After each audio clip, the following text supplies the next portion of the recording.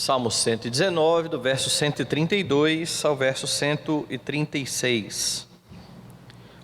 Diz assim: volta-te para mim e tem piedade de mim, segundo costumas fazer aos que amam o teu nome. Firma os meus passos na tua palavra e não me domine iniquidade alguma. Livra-me da opressão do homem e guardarei os teus preceitos. Faze resplandecer o rosto sobre o teu servo e ensina-me os teus decretos. Torrentes de água nascem dos meus olhos, porque os homens não guardam a tua lei. Vamos orar mais uma vez. Amado Senhor e Salvador, queremos mais uma vez exaltar o Senhor, bendizer o teu nome glorioso. Mais uma vez queremos agradecer porque o Senhor nos recebe em tua presença pelos méritos de Cristo, e com os irmãos podemos prestar o culto que é devido ao teu nome. Podemos louvar ao Senhor, orar na certeza de que estamos sendo ouvidos, mas principalmente louvamos o Senhor pela certeza que temos de que o Senhor fala ao nosso coração por meio da tua palavra. Que seja mais uma vez assim na pregação, que o Senhor venha tratar o coração do teu povo, santificando-nos para a tua própria glória, em nome de Jesus, amém. Meus irmãos, o amor bíblico, ele é percebido nas atitudes e não somente nas declarações. Na época que vivemos, uma época em que às vezes as pessoas enfatizam muito as declarações, muitos ficam extremamente emocionados quando assistem, por exemplo, algum pedido de casamento, com aquelas declarações muito bem elaboradas, com aquele cenário muito bem feito, e as pessoas gastam muito tempo vendo vídeos assim costumam viralizar, com essas declarações de amor muito bonitas. Entretanto, de nada adianta uma bela declaração de amor sem atitudes práticas. Declarações que não vêm acompanhadas de atitudes, elas servem apenas para emocionar, servem apenas para ganhar um joinha lá na rede social, porque se você for aí a uma delegacia de mulheres qualquer, possivelmente você vai encontrar mulheres que foram espancadas pelos seus maridos logo depois de terem ouvido "eu te amo". Isso não impediu deles agredirem as suas mulheres. E uma das razões que eu costumo dizer de eu amar o texto de João 3,16 é exatamente o fato de ele conter uma declaração de amor seguida de uma prática. Você tem a declaração bem estabelecida: Deus amou o mundo de tal maneira. E então vem o que Deus fez. Deus não ficou só na declaração, Ele não disse apenas que amou o mundo, mas Ele enviou o seu Filho para que todo aquele que nele crê não pereça, mas tenha a vida eterna. O amor do Senhor é um amor de fato e de verdade. E por amar o seu povo, Deus está constantemente cuidando dele. E você pode notar isso no texto do sermão de hoje. Por vezes até mesmo crentes ficam pensando: se Deus me ama, por que certas coisas acontecem? Se Deus ama o seu povo, por que às vezes enfrentamos dificuldades e não atentamos para aquilo que a Escritura mostra de como Deus está o tempo todo cuidando do seu povo? Nós estamos aqui na 17ª estrofe do Salmo 119. E eu tenho explicado aqui que cada uma dessas estrofes, cada uma delas tem 8 versículos, e a cada 8 versículos muda-se a letra. Começa-se cada versículo com uma letra do alfabeto hebraico. Então nós estamos então na 17ª letra do alfabeto hebraico, a letra P, que é equivalente exatamente ao nosso P em português. Todos estes versículos aqui começam com esta letra. E nós lemos os 5 últimos versículos. desta 17ª estrofe, que demonstram como é que Deus cuida de você. O salmista coloca aqui duas razões ou duas questões para que você entenda que Deus de fato cuida de você. Então a primeira delas, ele mostra que Deus cuida de você guardando a sua vida. Dê uma olhada no verso 132 e no verso 134. Volta-te para mim e tem piedade de mim, segundo costumas fazer aos que amam o teu nome. 134. Livra-me da opressão do homem e guardarei os teus preceitos. Primeira coisa que você percebe aqui é este homem mais uma vez colocando diante de Deus a sua necessidade, e ele agora pede ao Senhor que preste atenção a ele. É esse o sentido desta expressão que aparece aí no verso 132, volta-te para mim. Como se o salmista estivesse literalmente dizendo: Senhor, preste atenção em mim.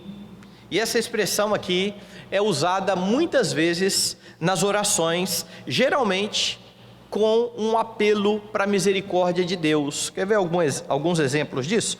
Abra aí no Salmo 86 e atente para o verso de número 16. Volta-te para mim, está aí a expressão, e veja do que ela é acompanhada. E compadece-te de mim, concede a tua força ao teu servo e salva o filho da tua serva. Então está aí mais uma vez a expressão: Senhor, preste atenção em mim, acompanhada desta petição: Senhor, tenha misericórdia da minha vida. Volte um pouco mais aí a sua Bíblia, vá agora lá no Salmo de número 25. Você verá mais uma vez a expressão sendo usada, verso 16 também. Volta-te para mim e tem compaixão, porque estou sozinho e aflito. Então nestes dois exemplos você tem exatamente o mesmo tipo de construção junto com esta expressão: volta-te para mim. Senhor, olha para a minha vida, volta-te para mim e tenha misericórdia da minha vida. O que está acontecendo? Ao que tudo indica, o salmista está sendo tentado aqui a se ver como alguém que está desamparado pelo Senhor. Porque esse tipo de expressão você usa quando você acha que a pessoa não está prestando atenção em você, não é isso? Quem tem filhos, às vezes vai passar por isso. Você está dando uma instrução ou falando alguma coisa e o filho está lá no mundo da luz, você fala: aqui, olha para mim. Você quer a atenção dele para você. E o salmista, ao dizer: olha, Senhor, atenta para mim, olha para mim, parece estar de fato tentado a achar que Deus o desamparou, que Deus não está olhando para ele. Pelo menos neste momento ele não consegue perceber nenhum sinal da bondade de Deus na sua vida. Entretanto, ele está orando, e a sua oração demonstra que ele tem consciência de que essa percepção aparente é uma percepção enganosa. E por vezes as circunstâncias podem levar você a se enganar a respeito de Deus. Deus não está querendo saber de mim, sabe? Se Deus me amasse mesmo, eu não estaria passando pelo que eu estou passando hoje. Essa é uma falsa percepção da realidade. E este salmista, lá no fundo, sabe razão dele estar orando e pedindo, clamando ao Senhor: olha, Senhor, olha para mim, porque ainda que ele não esteja vendo, ele diz aí no verso 132, segundo costumas fazer aos que amam o teu nome. Ele tem essa convicção: Deus ampara aqueles que temem o seu nome. Deus costuma fazer assim. Deus costuma ter piedade. Portanto, Senhor, faça aquilo que o Senhor sempre tem feito pelo seu povo. Ele sabe que o Senhor cuida e guarda o seu povo, razão de ele então poder orar confiado nesta verdade. Deus está guardando a sua vida. Então olhe para as Escrituras, e nela você verá inúmeros exemplos do cuidado de Deus para com seus filhos, para com irmãos do passado. Atente para a história da igreja e você verá igualmente muitos exemplos do cuidado de Deus para com o seu povo. Ou ainda, dê uma olhadinha para o seu passado. Dê uma olhada para a sua história de vida até então, e você verá que a partir da salvação graciosa que foi concedida a você, Deus continua sendo bom, apesar das dificuldades que muitas vezes cercam a sua vida. Então você pode olhar para a Escritura, você pode olhar para a história, você pode olhar para a sua história particular, e você verá sempre a mesma verdade: Deus está cuidando do seu povo. É por isso que você não tem por que duvidar do cuidado de Deus, ainda que aparentemente Ele pareça demorar para responder às suas súplicas, ainda que aparentemente Deus não esteja muito atento para aquilo que está acontecendo com a sua vida. E você pode ter a mesma convicção do salmista: Deus costuma tratar bem aos seus filhos. Jesus falou a respeito disso lá em Mateus capítulo 7, dê uma olhada.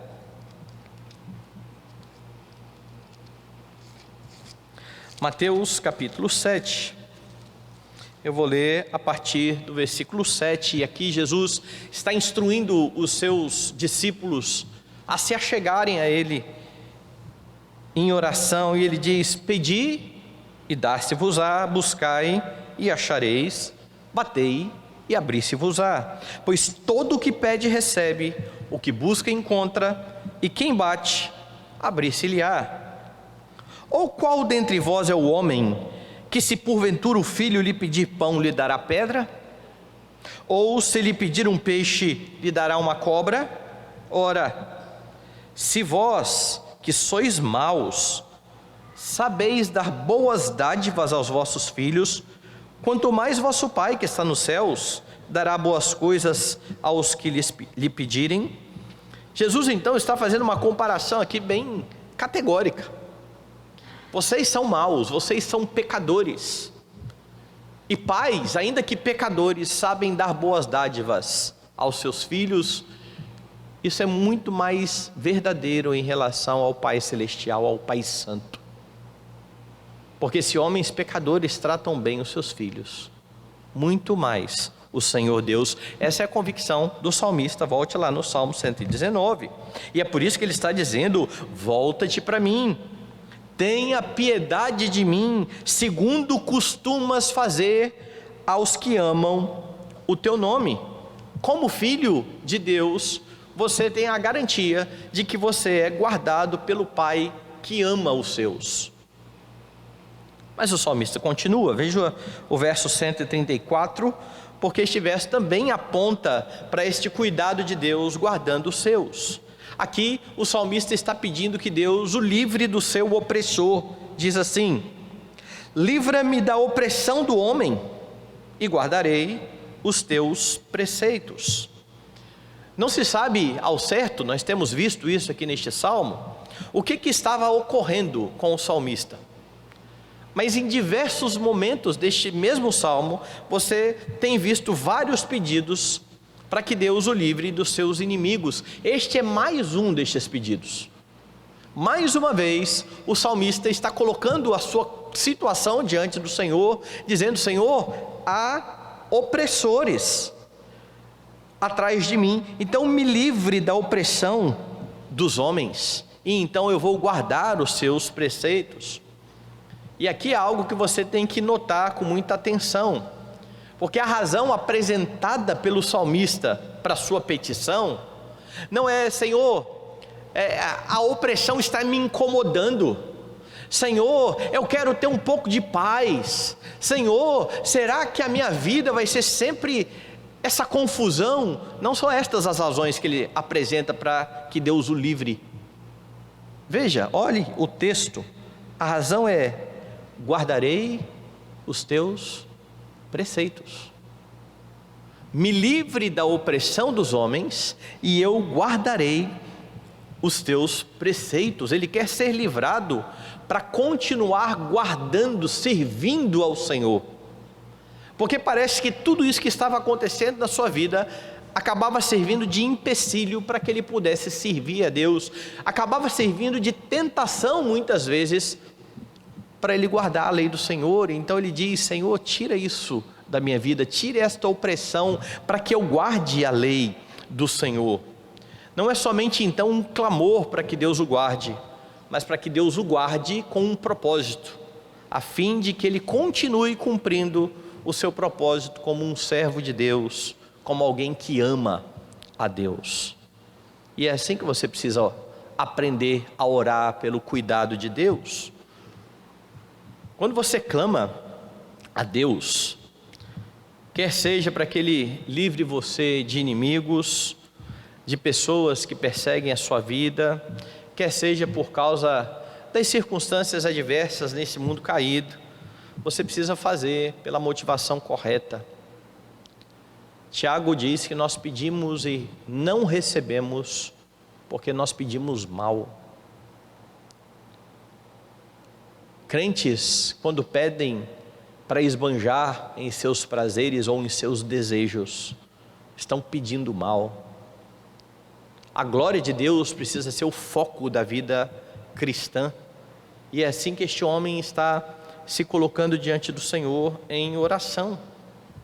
Você precisa, como servo de Deus, almejar estar livre de tudo aquilo que possa impedir você de exaltar a majestade do seu Senhor, porque Ele guarda a sua vida com um propósito bem específico, o propósito de que você viva toda a sua vida glorificando o Redentor que livrou você da morte, que livrou você da ira vindoura. E agora a vida que você tem, você precisa viver para a sua glória e louvor, exaltando o seu benfeitor. Há muitos crentes, meus irmãos, que ao se colocar diante de Deus em oração, não estão preocupados com o serviço ao Senhor, não estão preocupados com a honra do nome do Senhor. A preocupação é apenas com o seu desconforto. Está sendo ruim, a minha vida está em amargura, isso está me trazendo tristeza. Deus não aparece na equação. Se eu estivesse vivendo uma vida bem tranquila, talvez eu nem me achegasse a Deus em oração, porque o propósito é exatamente esse: eu viver uma vida tranquila. Não faça dessa forma. Lembre-se do salmista, ele confia no cuidado do Senhor, ele sabe que Deus cuida dos seus, mas ele ora e pede com a motivação correta. Então ore, espere o cuidado de Deus, e enquanto você não vê o livramento chegar, esforce-se para continuar andando em harmonia com os mandamentos do Senhor. Esforce-se para glorificar a Deus, respondendo de forma piedosa às circunstâncias adversas que você enfrenta na sua vida, porque Deus cuida de você, guardando a sua vida. Mas ele diz um pouco mais: Deus cuida de você também santificando a sua vida. Versos 133, 135 e 136 vão apontar para isso. Logo no verso 136, o pedido já aponta para essa vida de santidade. Olha o que ele está dizendo: firma os meus passos na tua palavra e não me domine iniquidade alguma. Ele roga ao Senhor aqui: Senhor, firme os meus passos na tua palavra, me mantenha bem seguro na palavra do Senhor. Ele espera mesmo que Deus o ajude para que ele não seja abalado, e isso é necessário, e para isso é necessário conhecer a Escritura. Veja que ele vincula esta vida de santidade, ou esta vida sem iniquidade, com o entendimento, o conhecimento da palavra. Se o Senhor firma os meus passos na palavra, a iniquidade não vai me dominar. Esta é a ideia então aqui do texto. É isso que está sendo dito aí nesta parte B do versículo. Enquanto este homem estiver firmado na Escritura, o seu coração não será dominado por outras paixões, não será dominado por iniquidade alguma. A santificação se dá por meio da palavra. Deus santifica a sua vida e Deus deu a você um meio para que isso aconteça: a Escritura. É por isso que você não deve somente orar rogando a Deus para ter uma vida de santidade, mas você precisa orar para que Deus mantenha o seu coração alicerçado em sua vontade, que está revelada na Escritura, porque somente firmado na Escritura é que você pode resistir às tentações, é que você pode evitar a iniquidade, não pecando contra Deus. Não há caminho de santidade sem conhecimento da Escritura. Não há caminho de piedade sem a palavra de Deus guardada no coração, para que não se peque contra Deus. E para isso você conta com o auxílio do Espírito de Deus, que opera junto da palavra. Há muitos crentes que fazem uma divisão, eles oram, eles pedem ao Espírito de Deus que santifique as suas vidas, mas eles mantêm as suas Bíblias fechadas. O Espírito não santificará alguém que não se detém no conhecimento da Escritura. Isso é um pedido tolo. Pedir que Deus santifique alguém que não conhece a Escritura é um pedido em vão, é um pedido que não tem o menor sentido. O Espírito opera junto da palavra. Veja que quando Paulo escreve aos Gálatas, ele está ensinando exatamente essa verdade. Vai lá, abra sua Bíblia na Epístola aos Gálatas, capítulo de número 5.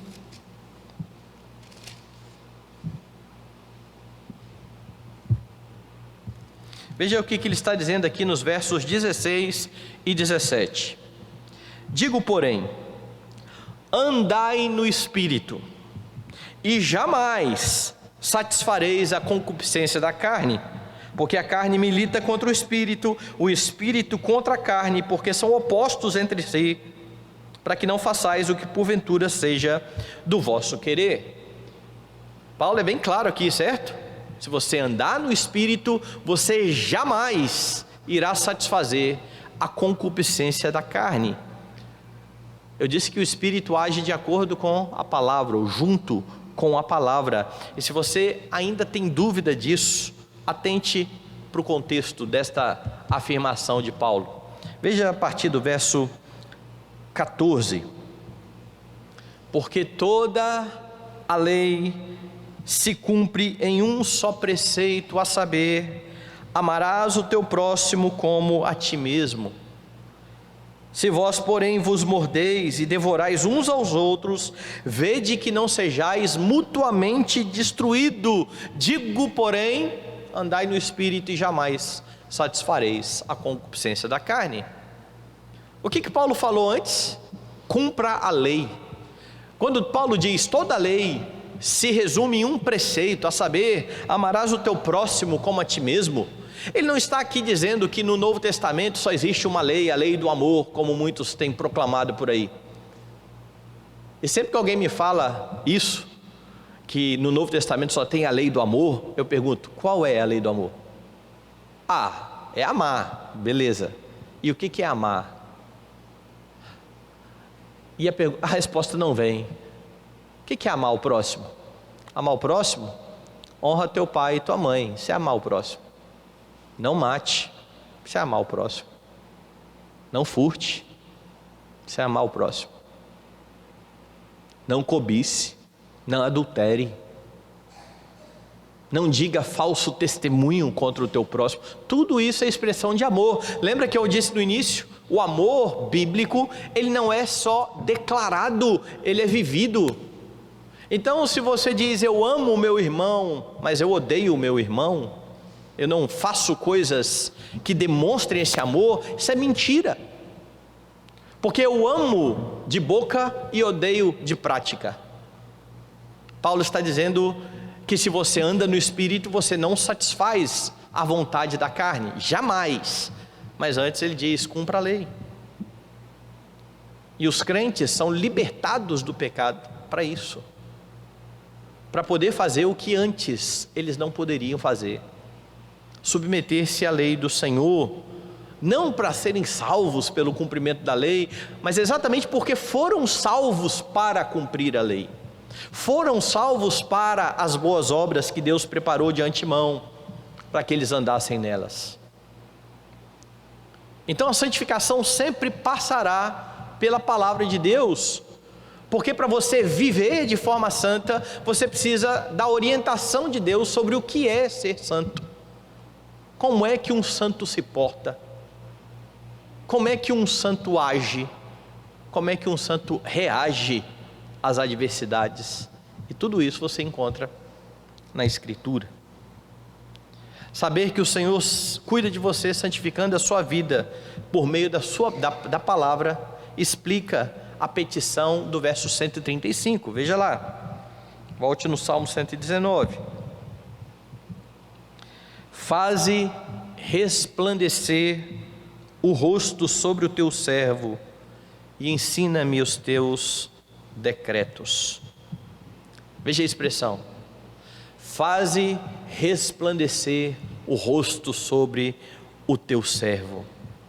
Esse é um pedido pela bênção do Senhor, pelo favor do Senhor, e você sabe disso porque esta expressão está presente naquilo que nós conhecemos como a bênção araônica. Abre lá a sua Bíblia de novo em Números.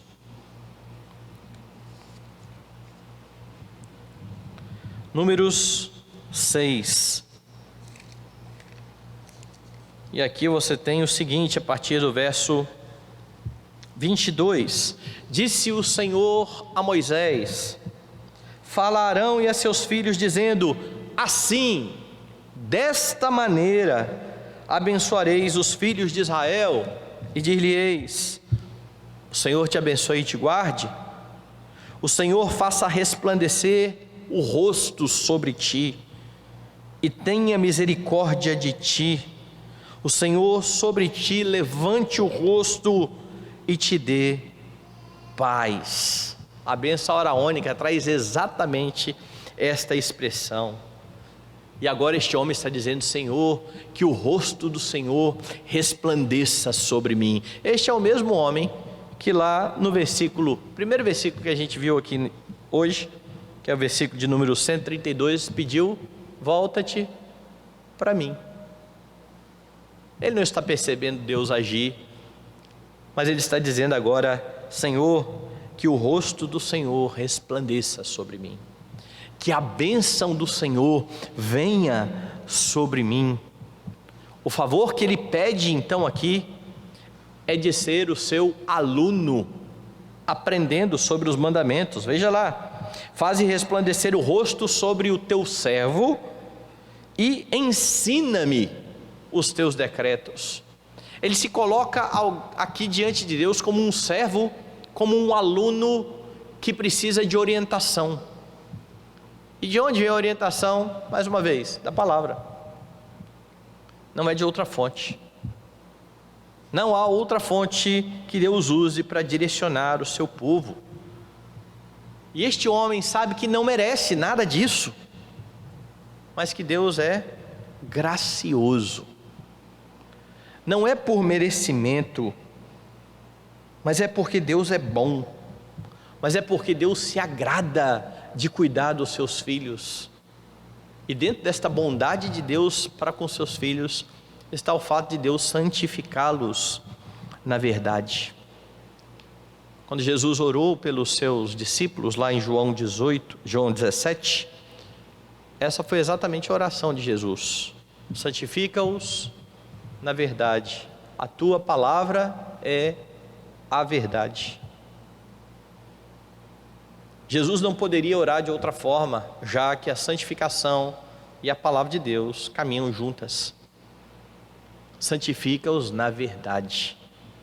E isso é muito importante, porque Quando você se ajunta ao salmista, rogando a Deus que ensine a você os seus decretos, você está orando em conformidade com a vontade de Deus, e você tem a garantia de que o seu sacerdote fez exatamente a mesma oração.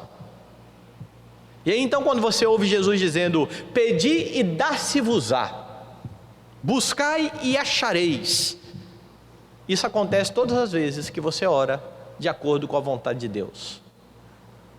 Todas as vezes que a sua oração está em acordo com a vontade de Deus, você será respondido exatamente da forma como você pediu.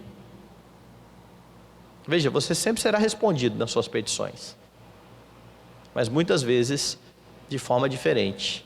É por isso que quando pedimos, nós pedimos em submissão: seja feita a tua vontade. Mas quando você pede segundo a vontade dele, ela vai ser feita.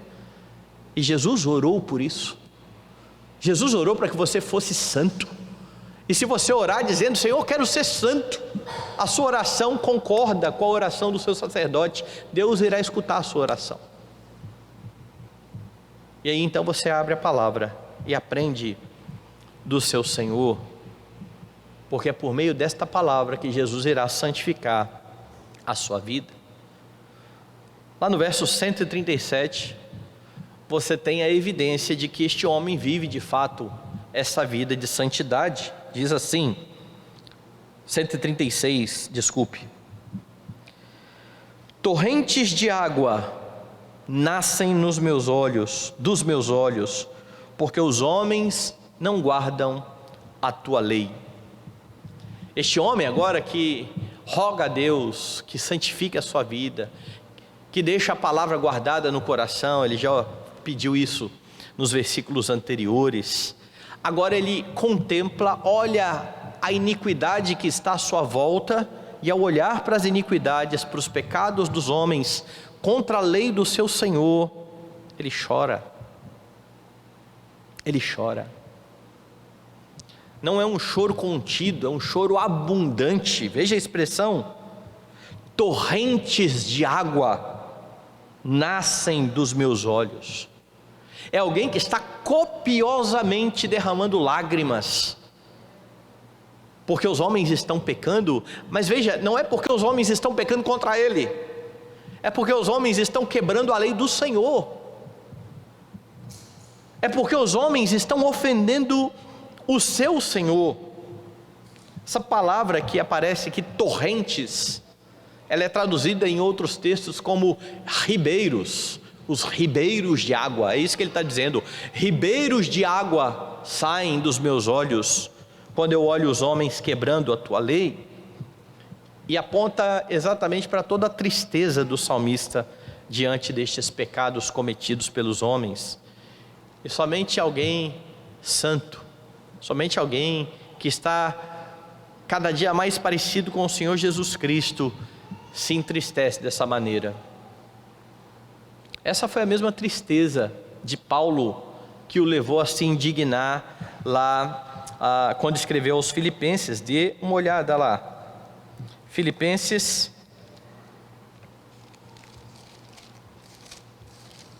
capítulo de número 3.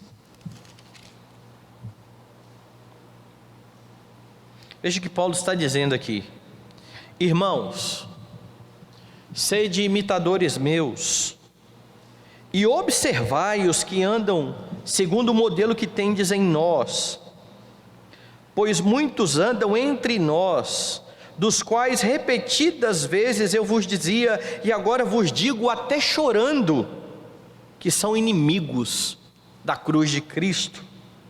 O destino deles é a perdição, o Deus deles é o ventre, e a glória deles está na sua infâmia, visto que só se preocupam com as coisas terrenas. Paulo agora faz uma avaliação daquilo que está em torno da igreja. Prestem atenção nestes homens. E eu digo a vocês, com lágrimas nos olhos, chorando: estes homens são inimigos de Cristo. Eles são ímpios em seu proceder. Veja que essa tristeza era também a tristeza de Ló. Abra sua Bíblia lá na segunda carta de Pedro. E aqui, quando Pedro começa a tratar dos falsos mestres e da condenação dos falsos mestres, ele começa a listar uma série de juízos de Deus no decorrer da história. E ele cita então a história de Ló, aí a partir do verso de número 4. Ora, se Deus não poupou anjos quando pecaram, antes, precipitando-os no inferno, os entregou a abismos de trevas, reservando-os para juízo, e não poupou o mundo antigo, mas preservou a Noé, pregador da justiça, e mais 7 pessoas, quando fez vir o dilúvio sobre o mundo de ímpios, e reduzindo a cinzas as cidades de Sodoma e Gomorra, ordenou-as à ruína completa, tendo-as posto como exemplo a quantos venham a viver impiamente, e livrou o justo Ló, afligido pelo procedimento libertino daqueles insubordinados, porque este justo, pelo que via e ouvia quando habitava entre eles, atormentava a sua alma justa cada dia por causa das obras iníquas daqueles. Sempre que a gente lembra de Ló, a gente só lembra da atitude errada de Ló, né? De ter ido criar os seus filhos numa cidade ímpia, e foi errado mesmo. Foi uma decisão terrível a de Ló, de levar os seus filhos para aquele lugar. Entretanto, lá naquele lugar, ele não deixou de ser crente. E ao ver toda a impiedade, ele afligia o seu coração. Lembre-se que Ló foi aquele que protegeu os homens, os anjos, que foram mandados por Deus. Então o testemunho sobre Ló, que ele via a iniquidade e se afligia por causa disso. E a pergunta aqui é a seguinte: você se entristece quando os homens pecam contra o Senhor? Preste bem atenção à minha pergunta. Você é crente. Eu não estou perguntando se você fica triste quando você vê desigualdade social, quando você vê que tem gente cada vez mais rica e gente cada vez mais pobre, quando você vê pessoas morando em condições terríveis e subhumanas. Tudo isso é terrível. Tudo isso é terrível. Mas isso é só uma consequência daquilo que é mais terrível. Porque tudo isso existe por causa do pecado que é cometido contra o Senhor, por causa da afronta contra o Senhor. E há muitos crentes que lamentam a situação aqui, horizontal, de pecadores que estão sofrendo no mundo caído, mas não lamentam o pecado que está sendo feito contra Deus. O lamento está errado. Como crente, você lamenta primeiro porque o seu Deus é afrontado. É por isso que você roga a Deus: Maranata, vem Jesus, para que haja um reino de equidade, de justiça, de paz, mas primeiramente para que ele não seja mais afrontado, para que ele seja honrado como ele deve ser. Um dos grandes problemas nossos é que, ao invés de fazer tudo para a glória de Deus, inclusive indignar-se por conta de todas essas questões terríveis que acontecem na sociedade, nós fazemos primeiramente por causa dos homens e não por causa de Deus. Nós precisamos olhar para os homens com piedade, porque são imagem e semelhança de Deus. Até para olhar para os homens com piedade, nós precisamos lembrar do Senhor. Porque se não olhamos dessa forma e dessa perspectiva, a nossa indignação é tão pecaminosa quanto a daqueles que não temem a Deus. Este homem está de fato indignado. Ribeiros, torrentes de água saem dos seus olhos, porque os homens estão afrontando ao Senhor. Você se incomoda quando você precisa estar em algum lugar em que a impiedade está imperando. Dá um exemplo. Há crentes que estão muito confortáveis, por exemplo, em meio aos colegas de trabalho imorais, aos amigos da faculdade com conversas até blasfemas, que estão em grupos de WhatsApp onde piadas jocosas são proferidas e não tem problema algum em estar ali, e não se indignam em estar ali.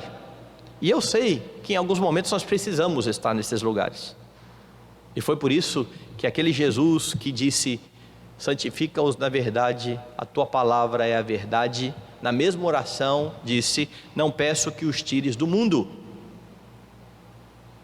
Nós vamos viver nesse mundo mesmo, com gente assim. Mas o sacerdote orou para que o Senhor nos livrasse do mal. E se nós não nos importamos com esse tipo de conversa ao nosso lado, se os colegas ímpios de trabalho, eles não têm o menor temor em repassar a você algum meme imoral, alguma coisa está errada. Alguma coisa está errada. Nós não controlamos o que as pessoas enviam para nós. Mas se alguém envia uma piada imoral, a primeira coisa que você precisa fazer é mandar um e-mail e falar assim: olha só, não manda esse tipo de coisa para mim não. Eu sou um cristão, eu amo o meu Senhor. Isso é pecado contra Deus. Aproveite e evangelize. Mas às vezes os mesmos crentes que recebem o meme imoral repassam o meme imoral. Isso não mostra uma vida de santidade. Uma vida de santidade redunda nisso que está acontecendo com este homem. Ele está pedindo para ser santo e ele está dizendo: olha, Senhor, eu choro diante dos pecados dos homens contra o Senhor. E se essas coisas que eu citei aqui não te entristecem e o levam, quando possível, a sair desses locais, quando possível, porque às vezes você vai ter que trabalhar e não tem jeito, você vai trabalhar em meio a ímpios mesmo, mas em meio a ímpios você precisa estar como Ló, afligido pelo mau testemunho desse pessoal, e não se sentindo tão à vontade a ponto de compartilhar e de dar risadas com as impiedades. Se você não tem se entristecido, avalie a sua vida de santidade, porque o problema não está em Deus, está em você, porque Deus santifica os seus. Jesus orou para que você fosse santo. Se você tem estado tranquilo com tudo isso, peça perdão a Deus e rogue a Deus que ajude a você no seu processo de santificação, porque Ele está cuidando da sua vida, santificando a sua vida por meio da palavra, e Ele ordena que você busque esta vida de santificação. Como é que o texto demonstra então o cuidado de Deus para com a sua vida? Primeiro, o texto mostra que Deus cuida de você guardando a sua vida.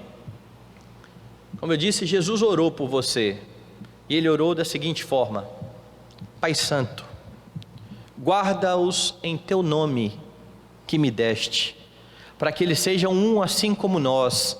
Quando eu estava com eles, guardava-os no teu nome que me deste e protegi-os, e nenhum deles se perdeu, exceto o filho da perdição, para que se cumprisse a Escritura.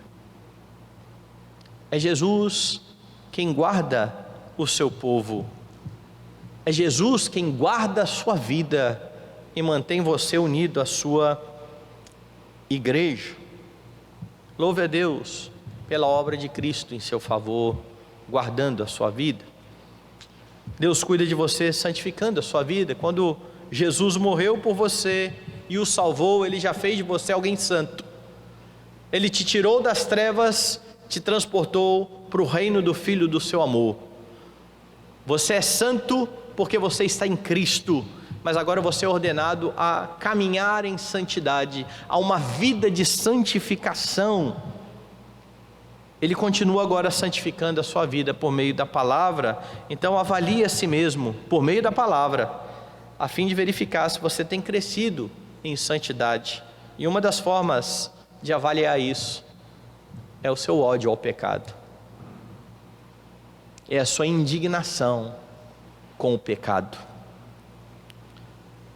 Busque na força do Espírito Santo cumprir a palavra de Deus, estar em meio aos crentes, evitar o convívio com o pretenso convívio de comunhão com ímpios, com pecadores. E por que eu estou dizendo pretenso? Porque a Bíblia é clara, não há comunhão entre luz e trevas. Se você está com pecadores e o objetivo não é levá-los a Cristo, você está perdendo tempo. Você está perdendo tempo. Você está em roda de escarnecedores. Como eu disse, você não vai conseguir evitar os pecadores, mas você pode lembrar que não haverá nunca comunhão entre luz e trevas. Se você estiver muita vontade em meio aos pecadores, avalie a sua vida, peça perdão e aproveite o cuidado do Senhor para com você, que inclui a santificação da sua vida por meio da Escritura.